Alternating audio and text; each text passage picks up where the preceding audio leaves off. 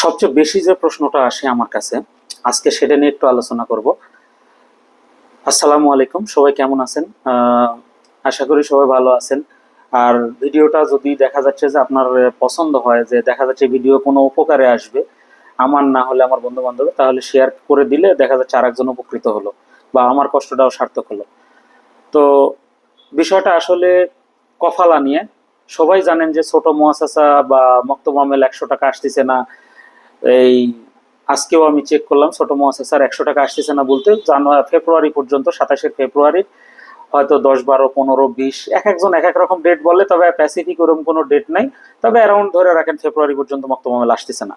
তো সবাই আমার কাছে এখন আসে, বা সবাই অনেকের কাছে বা অনেকে টেনশন করেন যে ছোট মেহনা সরকার আজ থেকে 3-4 মাস আগে যেটা অ্যানাউন্স করছিল যে ছোট মুআসাসা, মুআসাসা থেকে বড় পেশা থেকে ছোট মুআসাসা অর্থাৎ সোয়াক খাস আমেল মঞ্জিল বা তাব্বাক মঞ্জিল এগুলা করা যাবে কিনা, বা যায় সরকার ডিক্লেয়ার দিছে এবং এটা করা যাচ্ছে।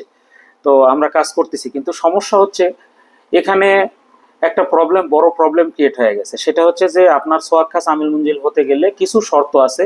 সেখানে শর্তটা হচ্ছে, প্রথম শর্ত আপনার আকামা মিনিমাম 90 দিনের উপরে ভ্যালিড থাকতে হবে, প্রথম কথা। দ্বিতীয় কথা, আপনার নতুন যে কপিলটা ধরবেন বা পিছনের কপিলের আপনার নো অবজেকশন লেটার বা এই আমিলের প্রতি কোনো দাবি দেওয়া নেই এরকম একটা লেটার লিখে দিতে হবে, এবং কুয়া থেকে তার তলবকি করে দিতে হবে। এই দুইটা জিনিস কপিলের, পুরান কপিলের লাগবে। নতুন কপিলের লাগবে হচ্ছে, নতুন কপিল অবশ্যই দেখতে হবে সে কোনো জব হোল্ডার কিনা। যদি জব হোল্ডার না হয়, মনের ভুলেও তার সাথে কোনো কন্ট্রাক্ট বা কথাবার্তা বলবেন না। কেননা সেটা হচ্ছে যে আপনার একটা নতুন আইনে, আমরা আগে তামিনাতে নাম লেখায় কাজগুলা করছি, কিন্তু এখন এটা কোনো প্রকারে পসিবল হচ্ছে না।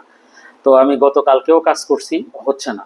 তো সেটা হচ্ছে কাজ কিভাবে হচ্ছে, সেটা হচ্ছে যে আপনার এই লোকগুলাকে, যারা নতুন যে কপিলটা আপনি ধরবেন বা নতুন কপিলের কাছে যে ট্রান্সফার হবেন, সে যদি তার কোনো আমেল, আগেকার আমেল মঞ্জিল সোয়াকাস তার পতাকার উপরে ফার্দি না থাকে, তাহলে অবশ্যই সেখানে তার চাকরি থাকতে হবে, এবং সেই চাকরির বয়স মিনিমাম 60 দিন, তামিনাতে নাম অ্যাক্টিভ থাকতে হবে, এবং 3টা স্যালারি তামিনাতের মাধ্যম দিয়ে ট্রান্সফার হতে হবে, মুয়াদাতের মাধ্যম অথবা পে রোলের মাধ্যমে 3টা স্যালারি ট্রান্সফার হতে হবে। আর যদি একটা আমেল থাকে, দ্বিতীয় আমেলে যদি আপনি দ্বিতীয় নম্বরে আপনি যদি ঢুকেন, তাহলে সেই ক্ষেত্রে 7 থেকে 7,500 রিয়াল স্যালারি সিস্টেমে শো করে। আর যদি আপনি দ্বিতীয় থাকে, তৃতীয় নম্বরে হন, তাহলে সেই ক্ষেত্রে আপনার স্যালারি হবে 12,000 রিয়াল, মানে কফিলের আর কি, এক কথায়। তো আর যদি আপনি তৃতীয় থাকে, আপনি চতুর্থ নম্বরে কফালা হন, তাহলে সেই ক্ষেত্রে ওই সৌদির 25,000 রিয়াল স্যালারি থাকতে হবে। তো ভাই এই জিনিসগুলা কেয়ার থাকেন, না হলে দেখা যাচ্ছে সৌদি অনেক সময় আমাদের কাছে এসে আমরা যখন বলি যে তোর চাকরি নাই, তোর নামে হবে না, সৌদি আমার সামনে বলে যে বাঙালি কিচ্ছু বোঝে না, অন্য মক্তবে করে দিবে, এই করবে সেই করবে, আমার 500 টাকা দে কি 2,000 টাকা দে। তো বি কেয়ারফুল।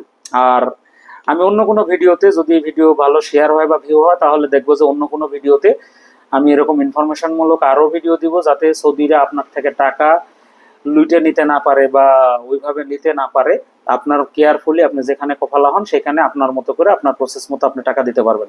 তো সবাই ভালো থাকেন, সুস্থ থাকেন, আল্লাহ হাফেজ।